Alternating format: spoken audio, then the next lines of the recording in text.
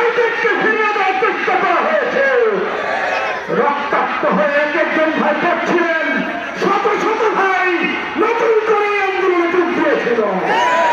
সংগ্রামী ভাইরা, আমি বলে দিতে চাই, যদি চাপাতি দিয়ে, দা দিয়ে, হেলমেট বাহিনী দিয়ে, অস্ত্র দিয়ে এই গণরায় বর্তমান থেকে ঠেকিয়ে দিতে চান, তাহলে আপনারা ভূপাল সর্বনাশ করছেন।